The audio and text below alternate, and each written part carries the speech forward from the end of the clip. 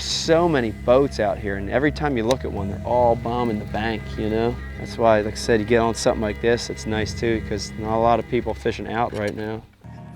Yeah, you know, it's funny because what we have here, you know, we're dealing with high, dirty water. And you know, if you open up that textbook of bass fishing, the rule is that bass will rise with the rising water. And you know, everybody picks up their flipping bait, flips up their jig, their spinner bait, and heads to the bank. But over the years, I've also found that a lot of fish will stay on their old lines. And on a lake like this with hydrilla, you know, you still, even with the water coming up, you've still got an outside and an inside hydrilla line.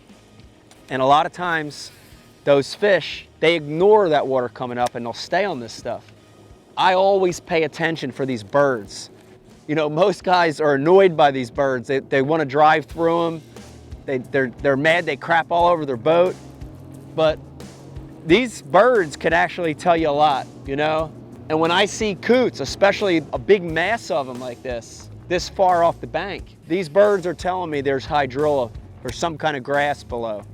And that's a good sign. So, you know, first instinct, absolutely, go up and flip, rise with the rising water, but don't be afraid to come back out here in these grass lines and do like you would do if the water was low. And there's some grass right there. That's actually a little bit of milfoil. So there's healthy green grass below this dirty water. This is a perfect example because what we've got here, this isn't a big one, but it's a good example of what we were talking about where, you know, is a good look at the water's high. We're out here cranking. Nobody's doing it because the water's high and dirty, but there's still grass out here.